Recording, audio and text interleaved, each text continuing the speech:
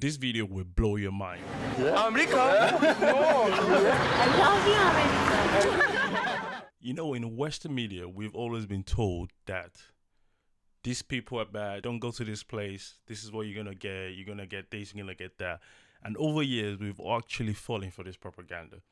Today, I've got Rick Stay. He travels around documenting places that no one has ever been to, and he does it in such a meticulous, detailed way that you actually feel like you've been there.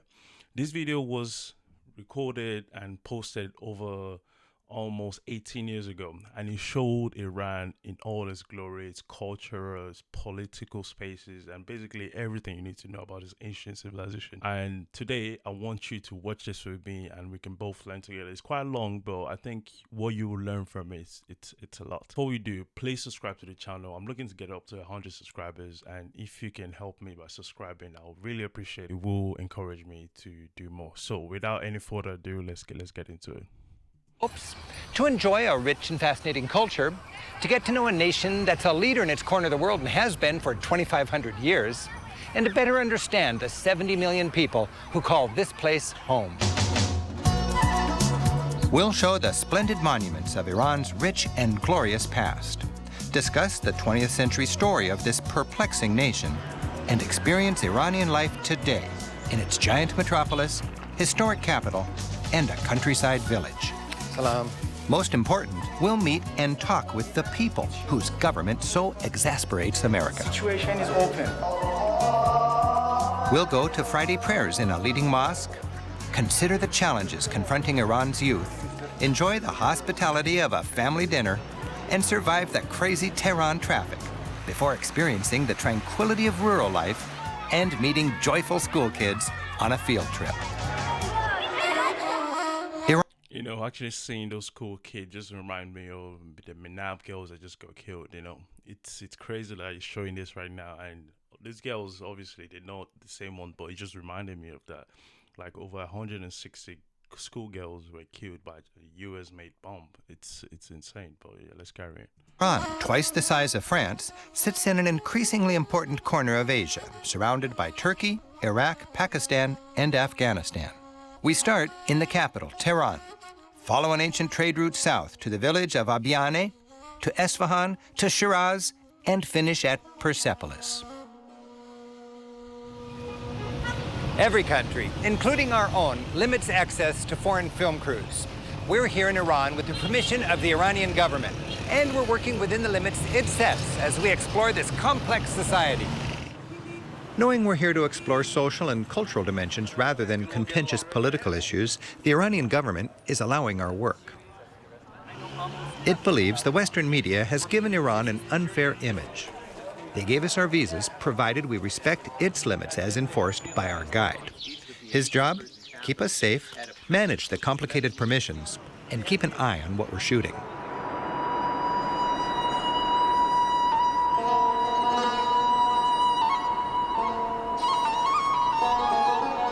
Look at Tehran right here, you know, so beautiful. And now, like, if you look at it again, probably some of it, or most of it has been bombed out by US and Israel. It's crazy. Tehran, a youthful, noisy capital city, is the modern heart of this country. It's a smoggy, mile-high metropolis. With a teeming population of about 10 million, its apartment blocks stretch far into the surrounding mountains. Traffic is notorious here. My first impression? Wild drivers. But after surviving my first day, I realized they were experts at keeping things moving. Many major streets actually intersect without the help of traffic lights. It's different, but it seems to work. 2 wheels are faster than 4. Helmet laws are generally ignored. As a matter of fact, sometimes the direction of traffic is ignored as well. Okay, to cross town quickly, motorcycle taxis are a blessing. But wear that helmet.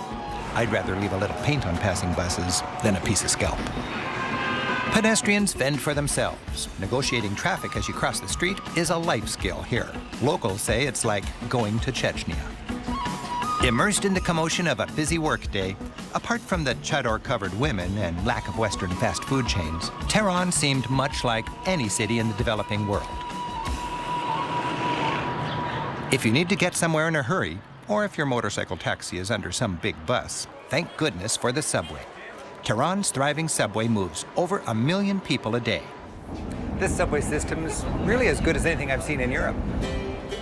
Of Iran's 70 million people, well over half are under the age of 30, while... And you know, the subway that we just saw now, you know, Iran has been under sanctions literally since 1979, since the Islamic Revolution happened, and they still managed to have their own homegrown transportation, as Rick Steve said, just as good as any European country has been to. And we're meant to think these guys are not investing in the people, or they're just investing in buying or trying to get nuclear weapons. It's crazy. There are plenty of minorities. The Persian population dominates. The local ethnicity reflects the turmoil of this country's long history. You'll find people with Greek, Arab, Turk, Mongol, Kurdish, and Azerbaijani heritage. Iranians are not Arabs, and they don't speak Arabic. This is an important issue with the people of Iran. They are Persians, and they speak Farsi. Faces seem to tell a story and are quick to smile, especially when they see a film crew from the USA. Actually, we found that the easiest way to get a smile was to tell people where we're from. I'm from the United States. Oh, you're from the United States? Yeah. Okay. America? No, yeah. It's true. Yes, it's actually true. I love you, America. Look at how much people actually love America. The only thing we get in the Western media is when they're saying death to America. And the people that say death to America are literally the leadership or the government. They don't say death to America. But in actual part, look at they love America. They love Americans, the people. And as they said the easiest way to get a smile on people is saying you're from America. So there's literally no enmity between the people. It's just our leaders have just made us just hate each other for some reason, like, you know, create division and stuff. Thank you. That's nice to hear.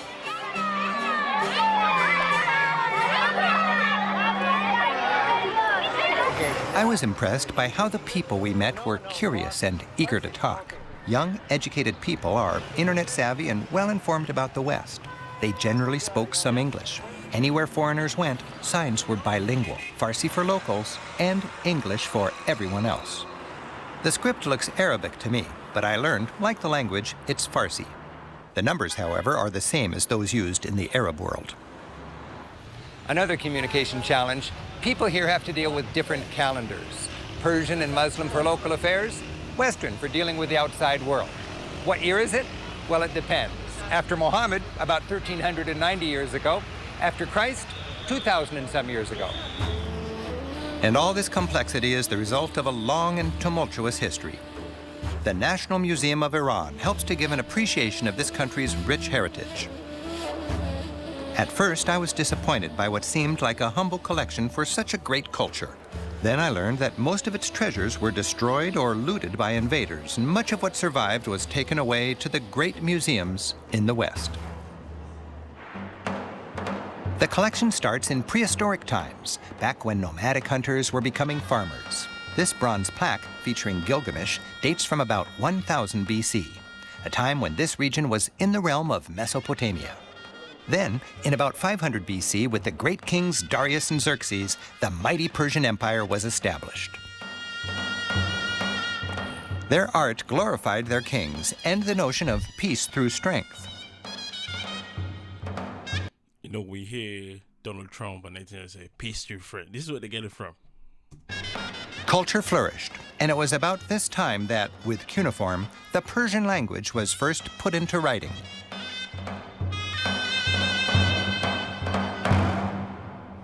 That first Persian Empire was conquered by Alexander the Great from Greece. Later, a second Persian Empire was conquered by Arabs.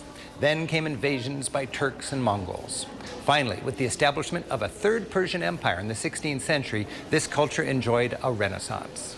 While it's weathered wave after wave of conquerors, the essence of today's Iranian culture is still rooted in that first Persian Empire from 2,500 years ago. Persia. At the turn of the century, a poor agricultural country, rich only in legend and undeveloped natural resources. In the 20th century, with the discovery of its vast oil reserves, Iran became entwined with the West. Oil was struck at last, and drilling commenced. During World War II, Iran was a vital oil resource for the Allies. After the war, Iran's young Shah, or king, Mohammad Reza Shah Pahlavi, became more closely involved with the West. Oil flowed easy, and he was a friend of Western oil companies. Then things changed. Oil again poses a threat to peace, and the Middle East again becomes a trouble spot, as Iran's vast petroleum reserves arouse nationalists. In 1951, the popular Prime Minister Mossadegh nationalized Iran's foreign-owned oil industry. With the resulting turmoil, the Shah was forced into exile. This is when the troubled relationship between Iran and the United States began. Every Iranian school kid knows the date 1953. That's when the CIA engineered a coup that overthrew the democratically elected Prime Minister Mossadegh. He had angered the West by nationalizing Iranian oil. So, hear that again. He said he's angered the West by nationalizing the oil. And hear that again. He also said CIA overthrew the democratically elected leader in Iran, Mossadegh. So, this problem that literally all started in 1953, and I say every school children knows that this is the case.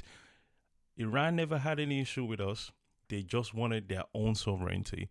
And since then, 1953 happened, the coup by the CIA happened, America intervened in another country just because of oil, and to today we're still paying the repercussions for this. So they installed the pro-Western Shah instead. Former Premier Mossadegh's ruined house is a mute testimony to 3 days of bloody rioting, culminating in a military coup from which the one-time dictator of Iran fled for his life. The Shah, who had fled to Rome, comes home, backed by General Zahedi, military strongman, who engineered his return to power. Iranian oil may again flow westward. Back on the throne, the Shah allowed Western oil companies to run Iran's oil industry again. With the profits, he modernized the country. Through the 60s, there was a return to stability, and the Shah was a key American ally in the Middle East. The Shah ruled in royal opulence from grand palaces. He enjoyed summers in this one until the late 1970s. Strolling through its fine rooms, visitors are reminded how the Shah lived in extreme luxury. But his materialistic decadence and pro-Western policies offended Iran's conservatives and alienated religious and political groups. Angry people hit the streets. The unrest led to crackdowns by the Shah's forces that tortured and killed thousands. All of this emboldened a revolutionary movement, and so you can actually hear that the people were not satisfied with the government that was imposed on them, and there was a revolution. And what did he do? He killed thousands. This is the same thing current Trump administration is accusing the IRGC of doing back in January, saying, oh, they're killing their people. But it is fine if they're killing their people as long as they're still supporting the West. Just think about it. Burned into the national psyche, a fear of American meddling in internal Iranian affairs.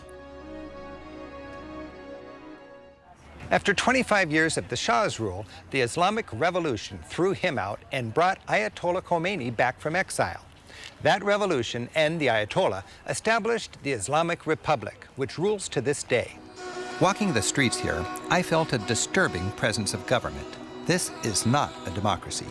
In 1979, the new government brought Iran not freedom, but what they call a revolution of values. It legislated morality, such as no alcohol and no casual sex. As far as many parents are concerned here, it's family values. Iran is ruled by a theocracy. They may have a president, but the top religious official, a man called the Supreme Leader, has the ultimate authority. His picture, not the president's, is everywhere. Religious offering boxes are on every street corner. The days when the Shah's men boasted that miniskirts in Tehran were shorter than those in Paris are clearly long gone. Women must dress modestly and are segregated in places like classrooms and buses. And yet here in the Islamic Republic of Iran, to me the atmosphere felt surprisingly secular compared to other Muslim countries.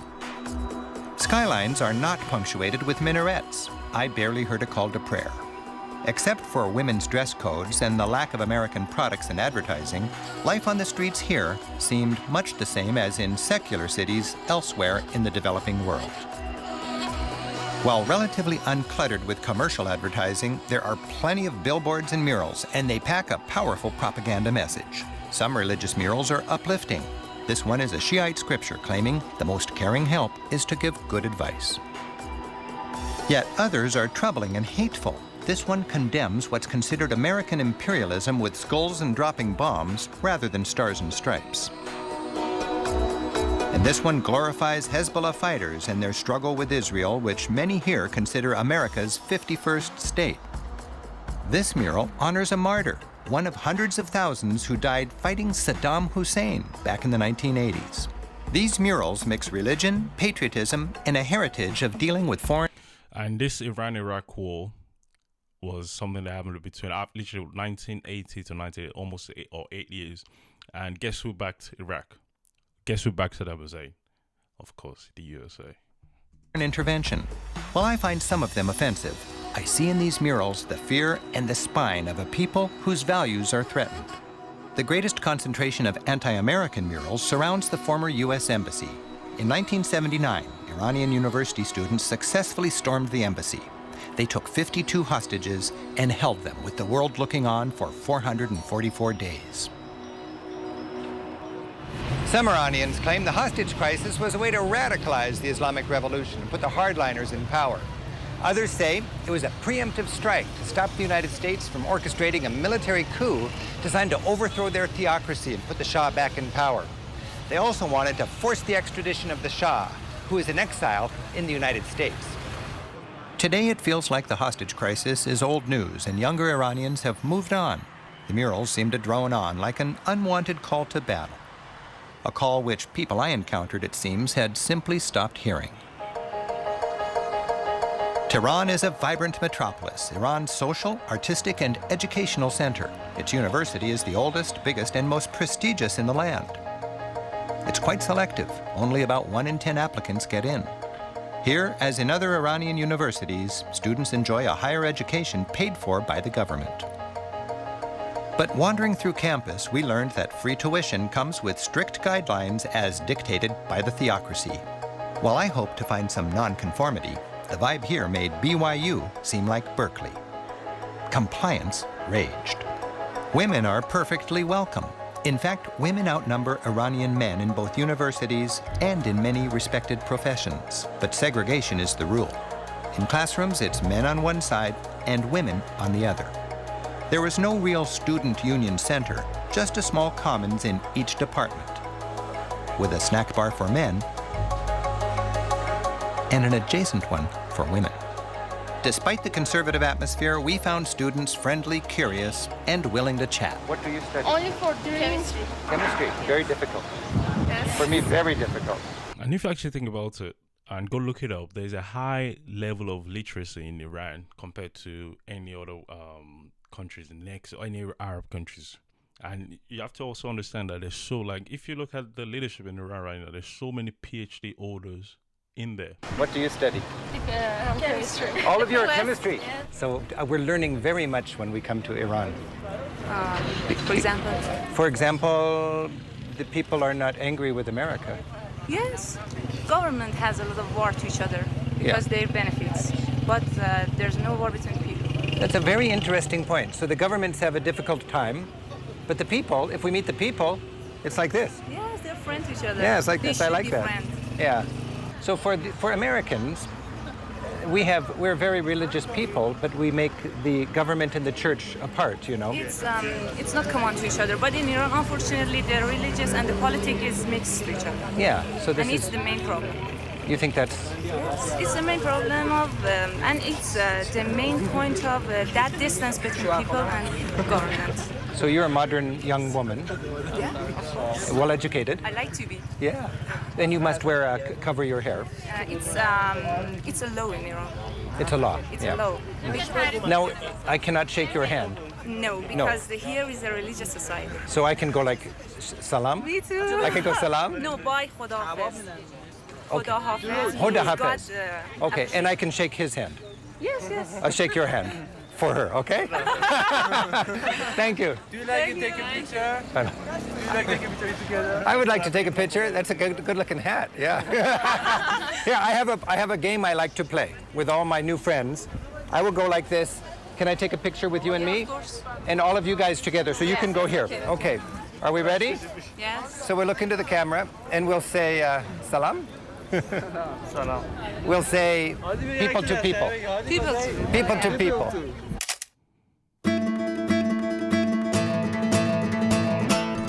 Iranian women live under strict Muslim laws in public. To a Western viewpoint, the dress code imposed on women seems disrespectful. But according to an Islamic perspective, modesty is considered respectful. In Iran, women's bodies are not vehicles for advertising. You don't see sexy magazines. There's almost no public display of affection. And the thing is, we need to actually respect other people's culture. Just like we wouldn't want a foreign entity to come and tell us how to behave or what to do.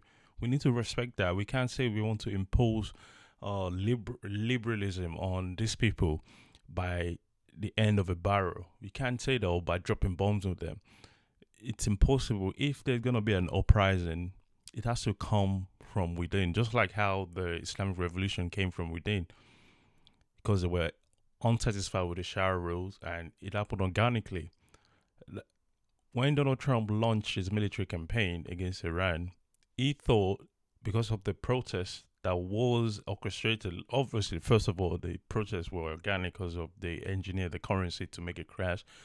According to Scott Bessent, the U.S. Financial Secretary or Commerce Secretary, he said they orchestrated and then this happened. And then the business people in Iran, they were protesting organically. And then out of nowhere, this was hijacked by the CIA and Mossad.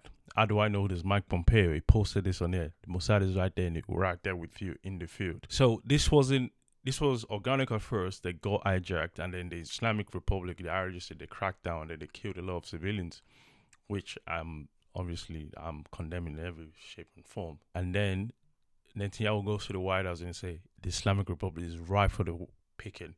They're weak right now. We bombed them last year. The people are revolting. Donald Trump, this is the perfect time for you to go into this war and go get rid of them. Obviously, they went in there. They killed a couple of leaders. They thought it was going to collapse. According to Donald Trump's speech, he said, once we're done, your country is going to be yours to take. But that wasn't what happened. What happened is now they're back to the negotiating table, and it's not even about regime change anymore. What they're begging for is opening the Strait of Hormuz. And Iran said it's not going to return back to the status quo. Why would they? They've literally paid dearly for over 3,000 people have been killed in the space of 1 month. They've destroyed so many infrastructures in Iran, and Iran will know after suffering all these damages, you don't expect them to go back to the status quo. Would you? Now, women can dress as they like at home. In public, they wear the chador and are expected not to show their hair or show off the shape of their body. I found their awareness of our camera fascinating. Women seemed to sense when it was near and would adjust their scarves to make sure their hair was properly covered. Local surveys indicate that about 70% of these women would dress more freely in public if allowed. While modesty is enforced, now let's skip over to some of the other parts I want to show as well, like such of the history of Iran. Tender dancers, flowing hair, and dashing mustaches, the sumptuous richness of this culture comes across in these fine paintings.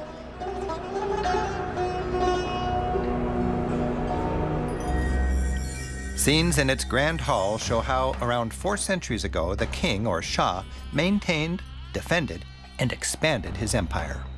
Here, the Shah and his troops quell a revolt against his rule by the Uzbekis.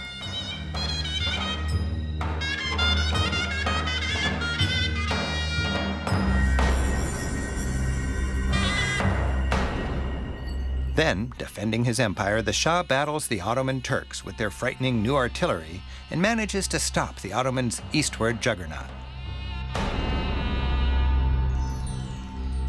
Waging what I would imagine was very high-powered diplomacy, the Shah threw extravagant banquets in this very palace.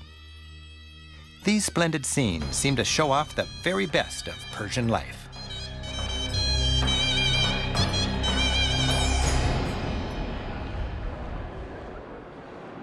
In Esfahan, everything seems to radiate from the Grand Imam Square. It's one of the largest in the world. Like so much in Iran that prior to 1979 was named for the Shah, Now it's named after Khomeini, the great Imam, as leading Muslim teachers are called. Two striking mosques face Imam Square. The smaller mosque was built for the women of the Shah's harem.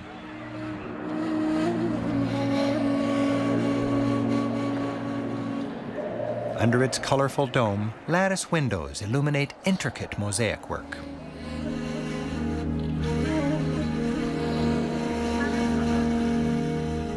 The Imam Mosque, one of the holiest in Iran, is both huge and beautiful, with the elaborate decoration typical of Persian mosques.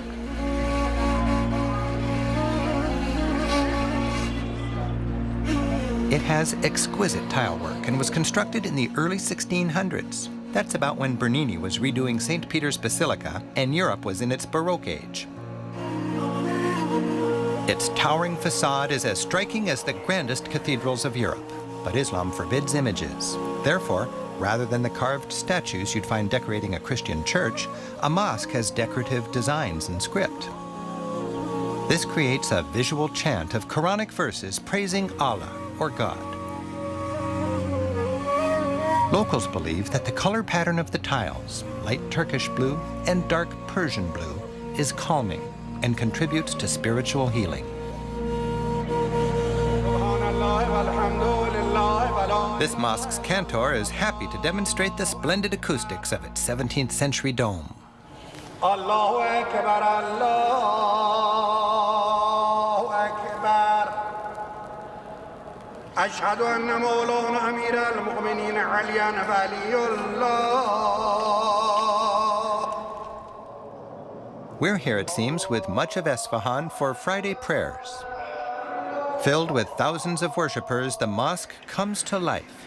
This scene struck me as similar to a church service back home. Sermon, responsive reading, lots of prayer, lots of getting up and getting down. But there are perplexing differences. Women worship in a separate section. Soldiers stand guard among the worshippers, a reminder of the tensions within today's Islamic world. And the seemingly innocuous yellow banner in the background proclaims death to Israel. This disturbing mix of politics and religion apparently results from a deep-seated resentment of Western culture imposed on their world. Esfahan, as a religious center, is an ideal place to try to better understand complexities like these. Officially, this is the Islamic Republic of Iran. It's a Shiite Muslim theocracy. There's no separation of mosque and state. The Constitution does allow for other religions as long as they don't offend Islam. A major concern, Muhammad, who came in the 7th century, is considered the last prophet. And also, what you should consider is in the Middle East right now, Iran has the highest population of Jews living in Middle East. Iran does. Outside of Israel, that is, Iran has the highest population of Jews living there. Let that sink in. And during the recent 40-day war they had, Israel bombed a synagogue in Iran. You wouldn't see this anywhere on Western media. Why? We all know why. And you know what? We've covered most of the most important thing, and obviously you can go watch this video as well on YouTube. Just search for Rick Steve. He did a very fantastic job in covering every single detail of this society. But yeah, thank you very much for watching this video, guys. I really appreciate it, and please subscribe to the channel and even drop a like or even a comment as well. This motivates me to want to do more. And thank you very much. Have a wonderful rest of your day. Ciao.